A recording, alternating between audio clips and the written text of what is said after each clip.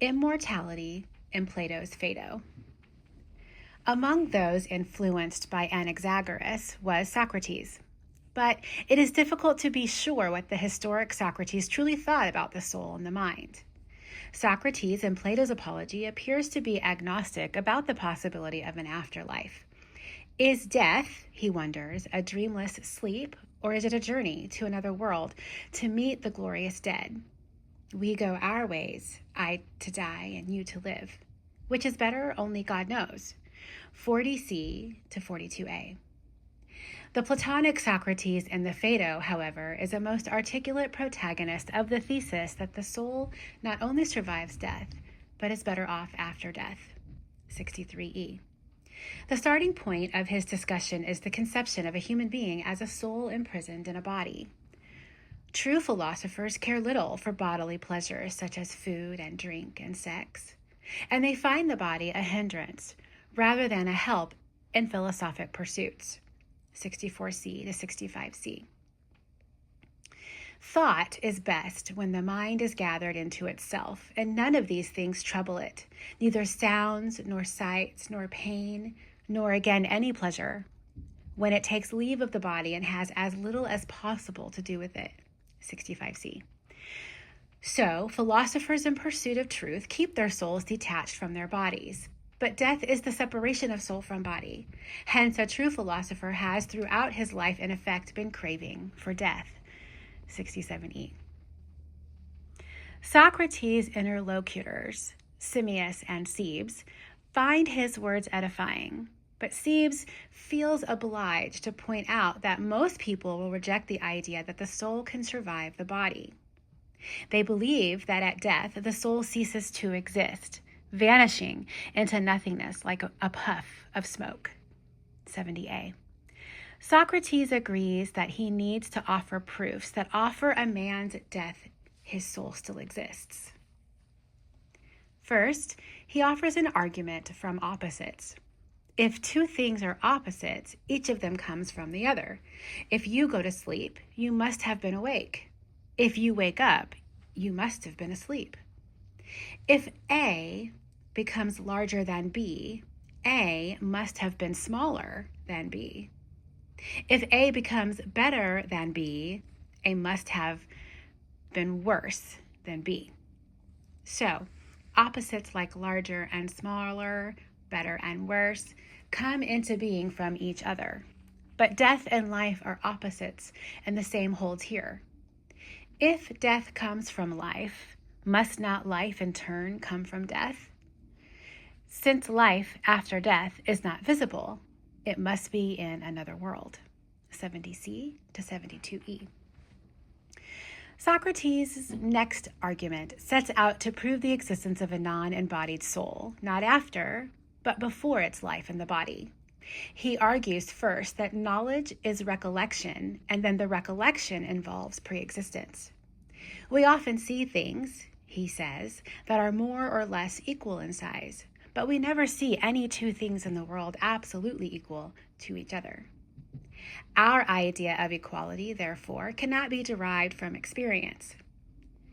The approximately equal things we see are simply reminders of an absolute equality we have encountered earlier.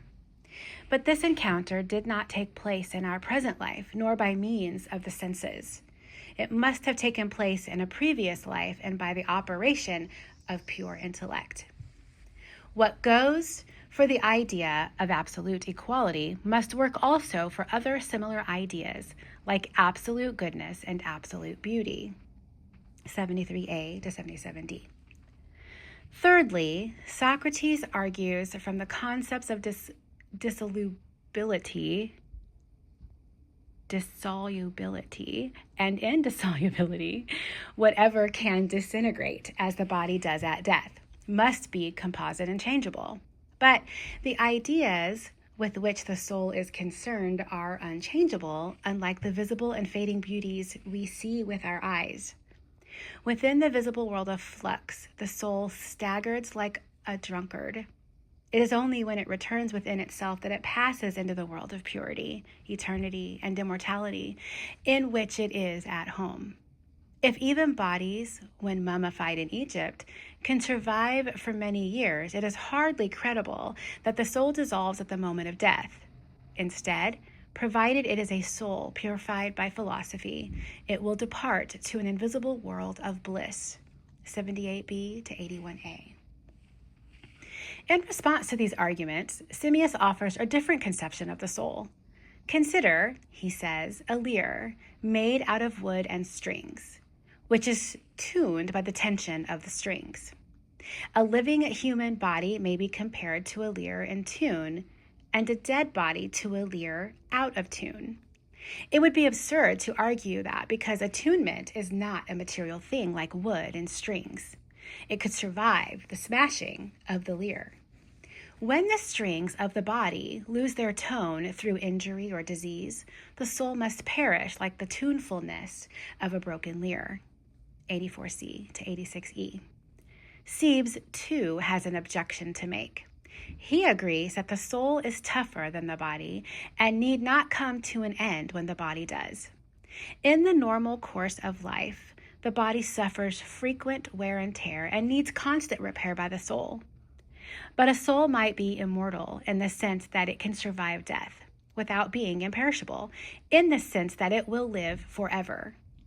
Even if it transmigrates from body to body, perhaps one day it will pass away, just as a weaver who has made and worn out many coats in his lifetime, one day meets his death and leaves a coat behind.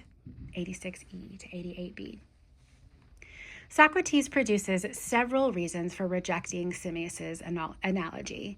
Being in tune admits of degrees, but no soul can be more or less a soul than another.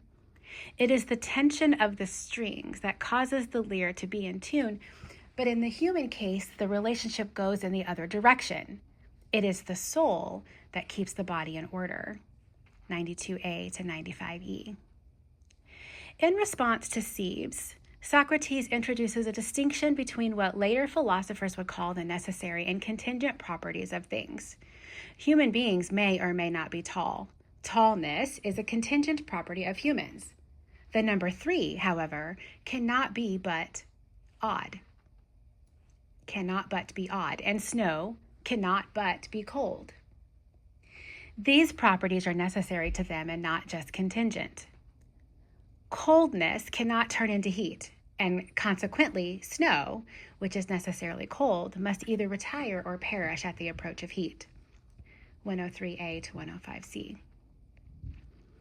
We can generalize. Not only will opposites not receive opposites, but nothing that necessarily brings with it an opposite will admit the opposite of what it brings. Now, the soul brings life, just as snow brings cold, but death is the opposite of life, so that the soul can no more admit death than snow can admit heat. But what cannot admit death is immortal, and so the soul is immortal. Unlike the snow, it does not perish, but retires to another world. 105c to 107a. Socrates' arguments convince Simmias and Siebes in the dialogue, but surely they should not have done so. Is it true that opposites always come from opposites? Even when opposites do come from opposites, must the cycle continue forever? Even if sleeping has to follow waking, may not one last waking be followed, as the Socrates of the Apology surmised, by everlasting sleep? And however true it may be that the soul cannot abide death, why must it retire elsewhere when the body dies, rather than perish like the melted snow? The anatomy of the soul. In the Phaedo, the soul is treated as a single, unified entity. Elsewhere, Plato offers us accounts of the soul in which it has different parts with different functions. In the Phaedrus, having offered a brief proof reminiscent of Alcmaeon, the soul must be immortal because it is self-moving. Plato turns to describing its structure. Think of it, he says, as a triad. A charioteer with a pair of horses, one good and one bad, driving towards a heavenly banquet. 246b. The good horse strives upwards, while the bad horse constantly pulls the chariot downward. The horses are clearly meant to represent two different parts of the soul, but their exact functions are never made clear. Plato applies his analogy mainly in the course of setting out the lineaments of his ideal philosophical type of homoerotic love. When we reach the point where we have a man and a boy and 4 horses all in bed together, the metaphor has obviously got quite out of hand. 256a. The anatomy of the soul is more soberly described in the Republic. In Book 4, Socrates suggests that the soul contains 3 elements, just as his imaginary state contains 3 classes. Do we learn things with one part? He asks, feel anger with another, and with yet a third, desire of the pleasures of food and sex, and the like. Or, when we have such impulses, are we operating with our whole soul? 436a and b. He finds his answer by attending to the phenomena of mental conflict. A man may be thirsty and yet unwilling to drink, perhaps because of doctor's orders. This shows that there is one part of the soul that reflects and a different one that feels bodily desires. The first can be called reason, to logistikon, and the second, appetite, to epithemedikon, 439d. Now, anger cannot be attributed to either of these elements, not to appetite, for when we feel disgust at our own perverted desires, not to reason, because children have tantrums before they reach the age of discretion. Since anger can conflict with reason and appetite, we have to attribute it to a third element in the soul, which we can call temper, to thiamodides, 441b. Justice in the soul is the harmony of these 3 elements.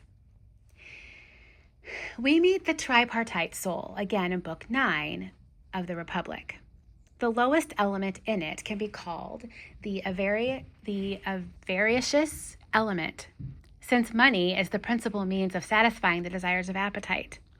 Temper seeks power, victory, and repute, and so may be called the honor-loving or ambitious part of the soul. Reason pursues knowledge of truth. Its love is learning. In each man's soul, one or other of these elements may be dominant. He can be classed accordingly as avaricious, ambitious, or academic. Each type of person will claim their own life is the best life. The avaricious man will praise the life of business. The ambitious man will praise the political career, and the academic man will praise knowledge and understanding and the life of learning. Naturally, Plato awards the palm to the philosopher. He has the broadest experience and the soundest judgment, and the objects to which he devotes his life are much more real than the illusory pleasures pursued by his competitors. 587a. There are differences, it will be seen, between the accounts of the soul in Book 4 and in Book 9. In the meantime, Plato has introduced the theory of ideas and has set out his plan of education for philosopher kings. Reason's task is no longer just to take care of the body. It is exercised in the ascending scale of mental states and activities described in the line: imagination, belief, and knowledge. At the end of Book 9, we bid farewell to the tripartite soul with a vivid picture. Appetite is a many-headed beast, constantly sprouting heads of tame and wild animals. Temper is like a lion, and reason like a man. The beast is larger than the other 2, and all 3 are stowed away within a human being. We have come a long way from the humble spider of Heraclitus. The tripartite soul is not Plato's last word in the Republic. In Book 10, he makes a contrast between different elements in the reasoning part, one that is confused by optical illusions and another that measures counts and weighs. Whereas in the earlier books, the parts of the soul were distinguished by their desires. we now have a difference of cognitive power presented as a basis for distinguishing parts. In the same book, Socrates offers a new proof of immortality. Each thing is destroyed by its characteristic disease: eyes by ophthalmia and iron by rust. Vice is the characteristic disease of the soul, but it does not destroy the soul. If the soul's own disease cannot kill it, then it cannot be killed by bodily disease and must be immortal. But what is immortal cannot be an uneasily composite entity like the threefold soul. Such a soul is like a statue in the sea covered with barnacles.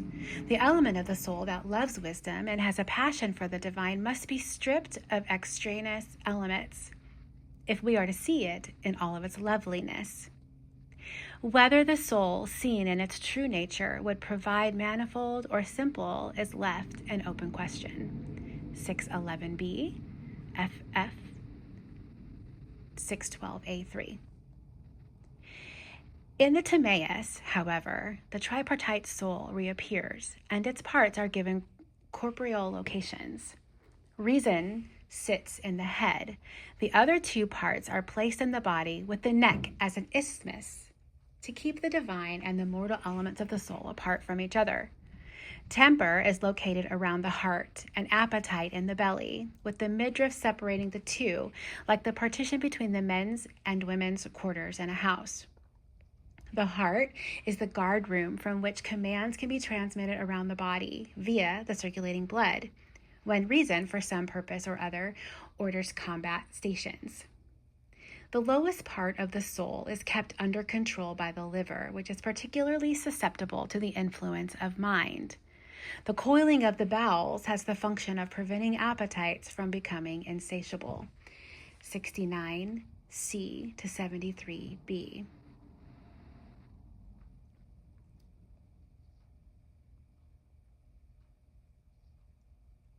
Aristotle's philosophical psychology.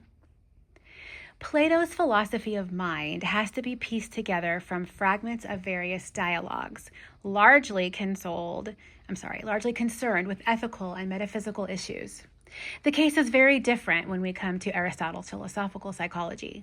Here, in addition to material from ethical writings, we have a systematic treatise on the nature of the soul, De Anima, and a number of minor monographs on topics such as sense perception, memory, sleep, and dreams.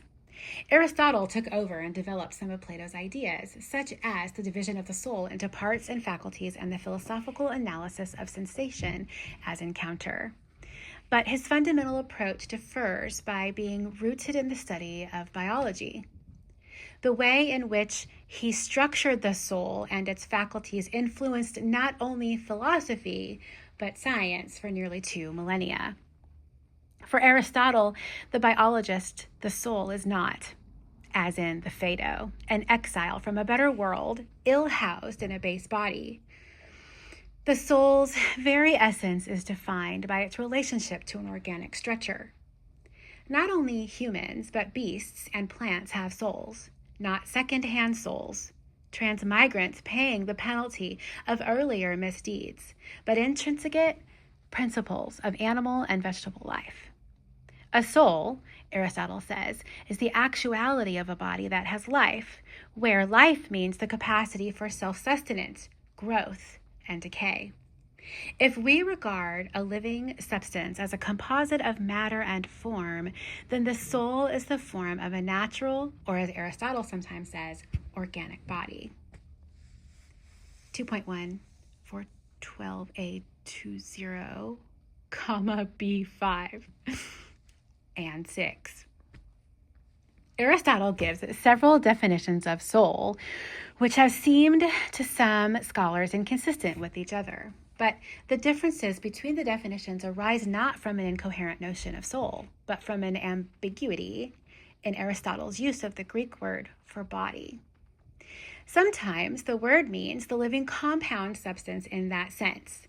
The soul is the form of a body that is alive, a self-moving body. 2.1 412b 17. Sometimes the word means the appropriate kind of matter to be informed by a soul. In that sense, the soul is the form of a body that potentially has life. 2, 1, 412a 22, 2, 2, 414a 15-29. The soul is the form of an organic body, a body that has organs, that is to say, parts which have specific functions, such as the mouths of mammals and the roots of trees. The Greek word organon means a tool, and Aristotle illustrates his notion of soul by comparison both with inanimate tools and with bodily organs. If an axe were a living body, its power to cut would be its soul. If an eye were a whole animal, its power to see would be its soul. A soul is an actuality, Aristotle tells us, but he makes a distinction between first and second actuality. When the axe is actually cutting and the eye is actually seeing, that is second actuality. But an axe in a sheath and the eye of a sleeper retain a power that they are not actually exercising. That active power is a first actuality. It is that kind of actuality that the soul is, the first actuality of a living body. The exercise of this actuality is the totality of the vital operations of the organism. 2, 1, 412b, 11 to 413a, 3. The soul is not only the form or a formal cause of the living body. It is also the origin of change and motion in the body. And above all, it is also the final cause that gives the body its teleological orientation. Reproduction is one of the most fundamental vital operations. Each living thing strives to reproduce its kind. An animal producing an animal, and a plant, in order that they may have a share in the everlasting and the divine, so far as they can. 2, 4, 15a, 26-9, b, 16-20. The souls of living beings can be ordered in a hierarchy. Plants have a vegetative or nutritive soul, which consists of the powers of growth, nutrition, and reproduction. 2, 4, 415a, 23-6. Animals have, in addition, the powers of perception and locomotion. They possess a sensitive soul, and every animal has at least one sense faculty, touch being the most universal. Whatever can feel at all can feel pleasure, and hence animals who have senses also have desires. Humans, in addition, have the power of reason and thought, logismos kai dianoia, which we may call a rational soul. Aristotle's theoretical concept of soul differs from that of Plato before him and Descartes after him. A soul, for him, is not an interior, immaterial agent acting on a body. We should not ask whether body and soul are one thing, any more than we should ask that question about the wax and the seal imprinted on it, or about the matter of anything, and that of which it is the matter. 2, 1, 412b, 6-7. A soul need not have parts in the way that a body does. Perhaps they are no more distinct than concave and convex in the circumference of a circle. In E1, 13, 1102a, 30-2. When we talk of parts of the soul, we are talking of faculties, and these are distinguished from each other by their operations and their objects. The power of growth is distinct from the power of sensation because growing and feeling are two different activities, and the sense of sight differs from the sense of hearing, not because eyes are different from ears, but because colors are different from sounds. Dayan 2, 4, 415a, 14-24. The objects of sense come in two kinds, those that are proper to particular senses, such as color, sound, taste, and smell, and those that are perceptible by more than one sense, such as motion, number, shape, and size. You can tell, for instance, if something is moving either by watching it or by feeling it, and so motion is a common sensible. 2, 6, 418a, 7-20. We do not have a special organ for detecting common sensibles, but Aristotle says that we do have a faculty which he calls koine aesthesis, literally, common sense. But before translated because of English idiom, general sense, 3:1, 425a, 27. When we encounter a horse, we may see, hear, feel, and smell it. It is the general sense that unifies these as perceptions of a single object, though the knowledge that this object is a horse is, for Aristotle, a function of intellect rather than sense.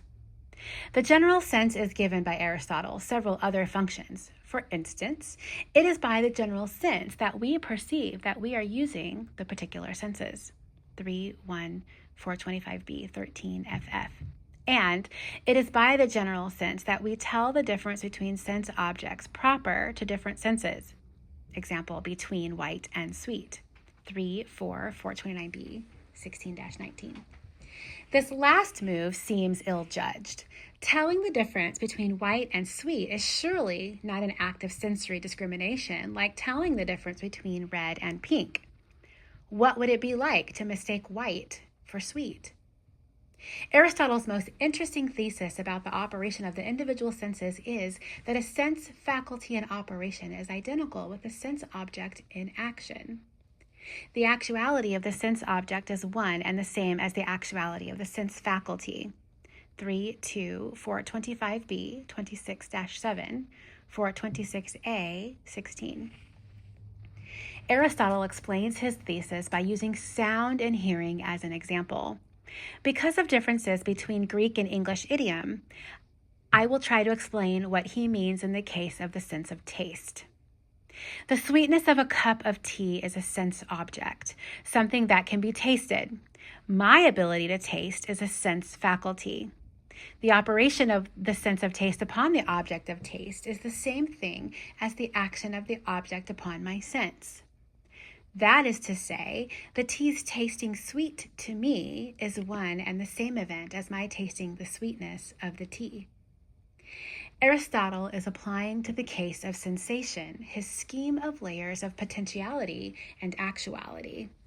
2:5, 417a, 22-30b, 28-418a, 6. The tea is actually sweet, whereas before the sugar was put in, it was only potentially sweet. The sweetness of the tea in the cup is a first actuality. The tea's actually tasting sweet to me is a second actuality. Sweetness is nothing other than the power to taste sweet to suitable tasters, and the faculty of taste is nothing other than the power to taste such thing as the sweetness of sweet objects. Thus, we can agree that the sensible property in operation is the same thing as the faculty in operation, though, of course, the power to taste and the power to be tasted are two different things, one in an animal and the other in a substance. This seems a sound and important philosophical analysis of the concept of sensation. It enables one to dispense with the notion, which has misled many philosophers, that sensation involves a transaction between the mind and some representation of what is sensed. Aristotle's detailed explanations of the chemical vehicles of sensory properties and the mechanism of the organs of sensation are very different matters. Speculative theories long since superannuated. Though Aristotle is very critical of his predecessors in this area, such as Democritus and the Plato of the Timaeus, his own accounts are no less distant than theirs from the truth as discovered by the progress of science. Besides the five senses in the general sense, Aristotle recognizes other faculties which later came to be grouped together as the inner senses, notably imagination or fantasia. Dayan 3:3, 427b, 28-429a9. And memory, to which he devoted an entire opuscule, De Memoria. Corresponding to the senses at the cognitive level, there is an affective part of the soul, the locus of spontaneous felt emotion. This is introduced in the Nicomachean Ethics as part of the soul that is basically irrational, but which is, unlike the vegetative soul, capable of being controlled by the reason. It is the part of the soul for desire and passion, corresponding to appetite and temper in the Platonic tripartite soul. When brought under the sway of reason, it is the home of the moral virtues such as courage and temperance. 1:13:1102a, 26-1103a3. For Aristotle, as for Plato, the highest part of the soul is occupied by mind or reason, the locus of thought and understanding. Thought differs from sense perception and is restricted, on earth at least, to human beings. Day and 3, 427a, 18-b8. Thought, like sensation, is a matter of making judgments, but sensation concerns particulars, while intellectual knowledge is of universals. 417b23. Aristotle makes a distinction between practical reasoning and theoretical reasoning and makes a corresponding division of faculties within the mind. There is a deliberative part of the rational soul, the logicon, which is concerned with human affairs, and there is a scientific part, epistemonicon, that is concerned with the eternal truths. NE 6:1:1139a 16, 12:1144a 2-3. This distinction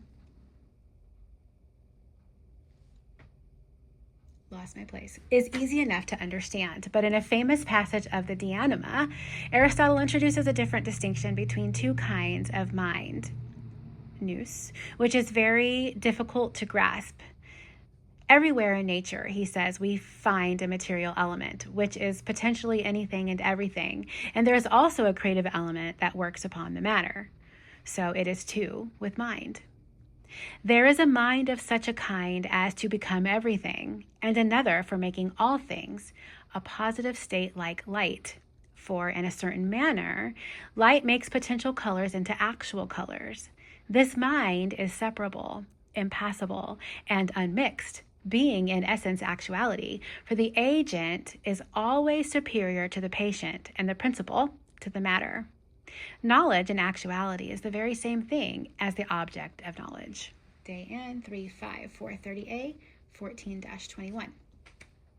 In antiquity and the Middle Ages, this passage was the subject of sharply different interpretations.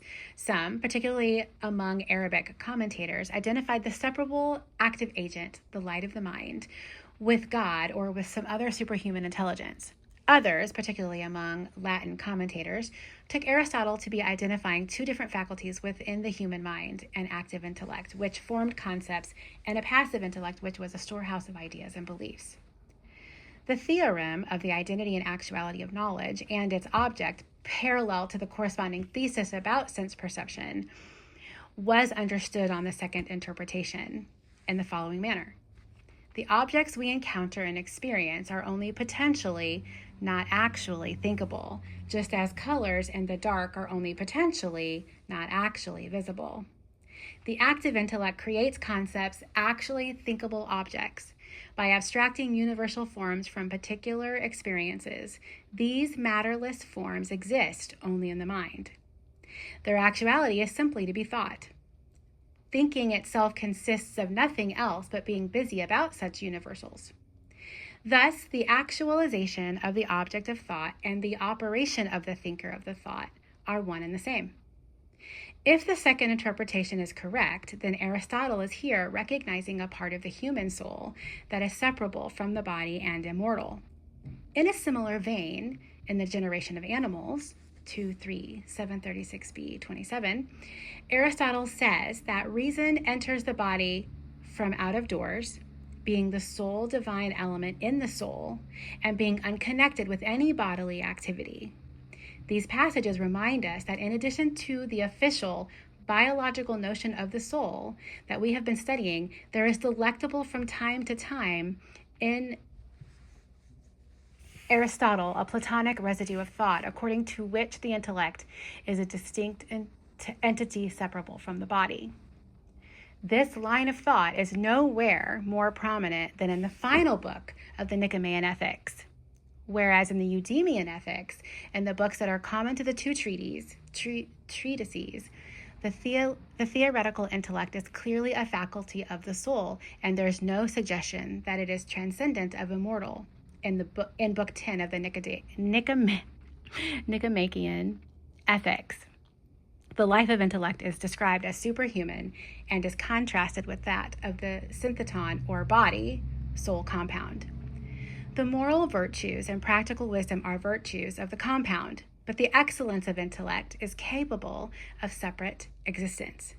10, 7, 1177a, 14, B 26-9, 1178a, 14-20. It is in this activity of the separable intellect that, for the Nicomachean ethics, human happiness supremely consists. It is difficult to reconcile the biological and the transcendent strains in Aristotle's thought. No theory of chronological development has succeeded in doing so.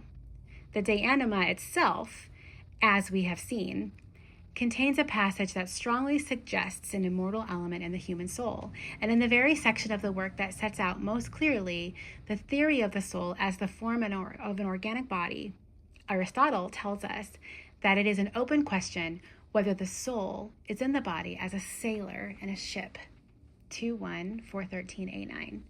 But that is a classic formulation of the dualist conception of the relation of soul to body.